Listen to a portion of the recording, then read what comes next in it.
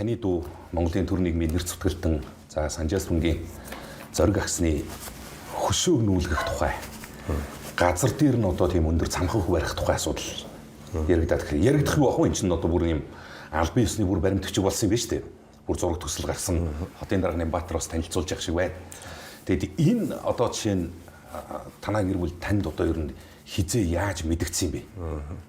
Юу гэж бодож энэ дээр нь ямар байр суурьтай байгаа? Хөшөөг одоо шилжүүлэх хэрэгтэй, энд барилга барих гэж байна гэсэн ийм албан бичиг биднэрт ирсэн. Шинэ дэвшилт холбоо гэдгээс. Тийм. Тэгээд сая удаа ирв өмнө ирж исэн юм. Одоо анх удаа л ирж байна. Өмнө ийм бичигүүд биднэрт ирж байгаагүй. Тэгэхээр энэ талаар биднэрт бас мэдээлэл нарийн мэдээлэл байхгүй байсан. За тэг ямар ч гэсэн байшин баригдах юм байна гэд. Тэгээд бид нар бол одоо бас за нэгдүгээр нь чинь одоо олон түмний хандвар болсон хөшөө байна. Энэ хөшөөнд чинь одоо олон түмэн очдог гэдэг хүндэтгэлээ үзүүлдэг. Тэгэхээр бид нэр ингээд зориг сангийн хувьд бол дангаараа шийдэх одоо боломжгүй. Бид нар бол зөвхөн нэг л төрийн бус байгууллага шүү дээ. Тэгээд тийм болохоор энэ талаар бас юу яая одоо асууж зөвлөйгээд дээрэс нь бас хөшөөд урсгал бол хотын одоо дүүргийн ингээд хамгаалтанд байдаг хуулиараа гэж бид нэр ойлгож байгаа тийм. Тэгэхээр ингээд хөшөөг одоо шилжүүлэхээр бол одоо хаана байрлуулах юм? Энэ дээр одоо бас хотоос бид нэр саналын асуугаад одоо зориг сангийн хашаанд авчиад тавилттай биш бид нар чинь. Тэгэхээр бас олон түмэн одоо энэ хугацаанд нь жилд 2 удаа хөшөөн дээр хүндэтгэл үзүүлдэг уламжлалтай болсон шүү дээ. Одоо нэг нь удахгүй болох гэж байна. Зоригийн төрсөн өдөр 4 сарын 20-нд. Нөгөөх нь үл түүний алагдсан өдөр буюу 10 сарын 2-нд. Тэгэхээр энэ хугацаанд одоо хүмүүс бас үргэлжлүүлээд хүндэтгэлээ үзүүлнэ. Тэгэхээр одоо энэ хөшөө олон түмэнд бас үзэгдэж харагдах хуйцаар одоо хаана байрлуулж болох вэ? Одоо төр байрлуулахаар бол гэж одоо ийм асуудал одоо олон түмний анхаарал хандж байна л да. 1990 онд ерөнхий сайд Бямсүрэнгийн шийдвэрээр шинэ дэвшил холбоонд өнөөгийн зоригийн хөшөөний урт талын байрыг, Монголын ардчсан холбоонд соёлын яамны байрыг, ардчсан социалист хөдөлгөөнд соёлын төв өргөний хүзүүгч байрыг тус олон нийтийн өмчлөлийн статустаагаар олгожээ. Монголын ардчсан холбооны байр Халтмаагийн Батуулгын эзэмшилд байгаа бол соёлын төв өргөний хүзүүгч байрыг 2013 онд ардчсан намын дарга Алтан хуйг 7 тэрбум төгрөгөөр Худалдаа хөгжлийн банкны эзэн Сахал Эрдэнэлэгт заржээ. Шинэ дэвшил холбоо төрийн бус байгууллагын эзэмшигч Даваадоржийн Гамболд Нямжовын Батбаяр нар 2014 онд төрөөс зөвхөн олон нийтийн өмчлөлөөр ашиглахаар олгогдсон байрыг хууль зөрчиж 480 мянган Америк доллараар Голомт банкны эзэн Баясгалант зарсан байна. Энэхүү шийдвэрийг үндэслэж нийслэлийн засаг дарга бөгөөд Улаанбаатар хотын захирагч Батүлийн 2014 оны 7 дугаар сарын 25-ны өдрийн А644 тоод шийдвэрээр Сүхбаатар дүүргийн 1-р хорооны нутаг дэвсгэрч Санжаа Сүрэнгийн зориг агсны хөшөөний урд 3000 квадрат метр газрыг Голомт банкны эзэн Баясгалангийн 100% эзэмшил ардчлалын өргөө компанид олгожээ. Уг газарт ардчлалын өргөө компани офис, худалдаа, нийтийн үйлчилгээний зохицолборын зориулалттай 52 давхар барилгыг барихаар төлөвлөсний дагуу 2024 оны 4-р сард Санжаа Сүрэнгийн зоригийн хөшөөг нүүлгэн шилжүүлэх шаардлагыг зориг санд хөргүүлсэн байна. Энэ загварыг ямар хүн гаргаж гүйцэтгэж тэгэхээр уран баримтчид энзэн загварыг гаргаад тэгээд ерөөсөө маш энгийн ажилласаа гэр нь бол одоо тэр төв шуудан газ холгүй байсан шүү дээ. Тэгээд гэрээсээ ажил руугаа өдөр болгон алхдаг байсан. Тэгээд нөгөө сүнкээс угвчлаад тэгээд ийм энгийн байдлаар нь хөшөөг нь босгоё гэх. Тэгээд хэмжээний хувьд ч гэсэн одоо нэг том нүсэр биш. Одоо маш энгийн олон түмнийхээ дунд байгаа байдлаар ингэж тавигдсан одоо байгаа газар тийм. Та дөрөв хэллээ шүү дээ. Энэ талигач одоо зориг агсны хувьд бол байршлийнхаа хувьд бол ерөөсөө байж болох одоо цорын ганц одоо сонголт нь яг л одоо ажил гэрийнхээ хооронд явдаг байсан энэ зам. Бөгөөд хоёрдугаарт нэг олон нийтийнхаа дунд байгаа том агуулга байгаа шүү дээ. Олон нийтийн хандвар болсон энэ хөшөө яг олон нийтийнхаа дунд түүнийг өнөөдрийн хүртэл одоо үйл хэрэг нь амьд мэт ингэж явж байгаа энэ хандлага дэрнэ. Тэгэхээр өөр одоо сонголтын хувьд гэхэр чинь одоо хаана байж болох вэ? Ер нь зүгээр ингээд одоо ахих нь хувьд та ингээ хувь хүнийхээ хувьд ингээд зүгээр л энэ хөшөөгийн нүүлэг нь өөр газар байрлуулсан ч гэдэг юм уу? Энэ агуулгад юу гэж одоо дүгнэлтэх вэ энэ?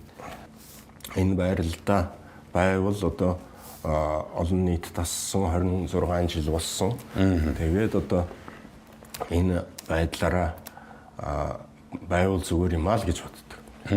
За тэгээд одоо 1998 онд ч одоо тэр ерөнхий сайдад нэр дэвшүүлэх тухай асуудал яригдаад баг үндсэндээ албаж байж байгаа тийм процесс юм билээ л дээ. Одоо ингээд энэ түүх хэрэгээ харахаар тэгээд тэр одоо нөгөө аимшигт хэрэгчин болно.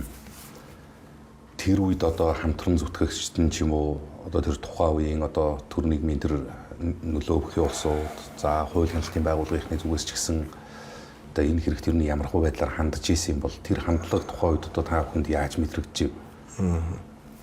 Арга иргийнх нь бид хохирогчд одоо энгийн тэргийн хохирогчд тэгэхээр ер нь анханаас нь л одоо энэ аллагын үнэн мөнийг олж өгөөч одоо гэдэг энэ хүсэлт тэгвэл бид одоо бүх үе үеийн одоо бүх төр засгийн удирдлагт тавьж байсан. За тэгээ ингээд энэ бол ингээд үргэлжилсэн бид.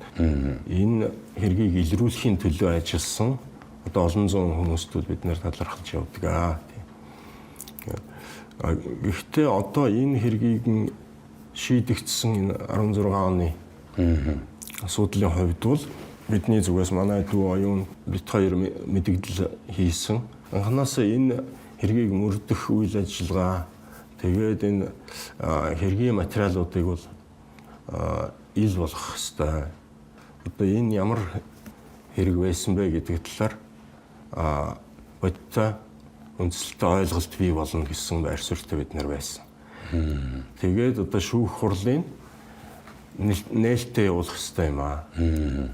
За тэгээд шүүх хурлыг нээлттэй явуулах хүсэлт тавьсан хэргийн материалыг одоо нууцаас гаргах шаардлагууд тавьсан боловч одоо тухайн үед прокурор тэгээд шүүх аль аль нь одоо хүлээж аваагүй. Та бүхэн тэрнээс татгалзсан байсан билүү тэр хурлаас тийм ээ? Одоо эсэргүүцэж би тэр шүүх хурлаас гарч явсан л да. Үнэн зөв шийдэгдэг, үндсэлтэй шийдэгдэгвэ гэсэн ийм байр суурьтай байгаа.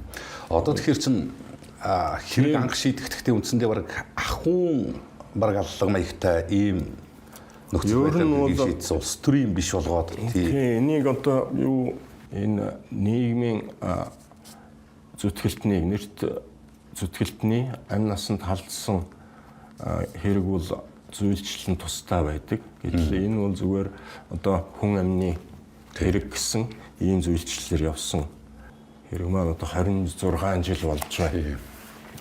Тэгэхээр энэ аллагыг одоо захиалсан, зохион байгуулсан, гүйцэтгсэн хүмүүсийг бүгдийг нь одоо олж илрүүлж ээж одоо энэ хэрэг бол бүрэн шийдэгдэнэ гэсэн бид нар байр суурь хэвээрээ байгаа.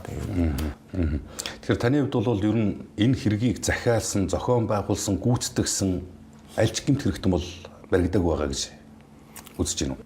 Хэргийн материалтай танилцаад шүүхээс өмнө шүүхт шилжихээс өмнө бидэнд танилцуулсан л да. Танилцаад бол тийм ихтгэл үнэмшил төрөөгүй учраас бид одоо энэ дээр бол одоо бодиттой үндсэлтэй юм байхгүй байна л гэсэн одоо ийм байр суурьтай. За энэ хэрэг бол нөгөө олон улсын байгууллагууд бас нэлээд анхаарч ач холбогдол одоо өгдөг ийм сэдв хэрэг болчихлоо шүү дээ тий. Тэгэхээр энэ талаар одоо жишээ нь танд ямар мэдээлэл үүдээ олон улсын байгууллагуудаас одоо та бүхэнтэй холбогддог, тодруулдаг ийм зүйлсүүд юу байгаа юм?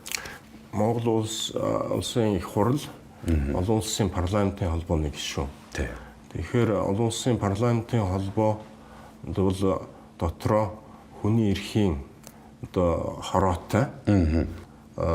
Энэ утгаараа бол Монголын парламентын гишүүн Санжаа Сүрэнгийн зориг бусдын гарт алагдсанаас хойш энэ хэргийн талаар одоо судлах, мэдээлэлтэй болох Монголд ирж одоо холбогдох байгууллагуудтай улсын хурл болон холбогдох байгууллагуудтай уулзах ийм уулзалтууд хийгээд явсан л да. Эннийхээ хүрээнд одоо ар ирийнхэнтэй бас уулзж байсан, оюун бит хоёртой уулзж байсан, энергийн талаар материал авч байсан л да. Тэгээд судалгааныхаа үндслэл дээр бол илэрсэн гэж хэлэхэд үндслэлгүй болжээ гэж ийм өөрсдийнх нь дүгнэлт бас гарсан байдаг тусдаа.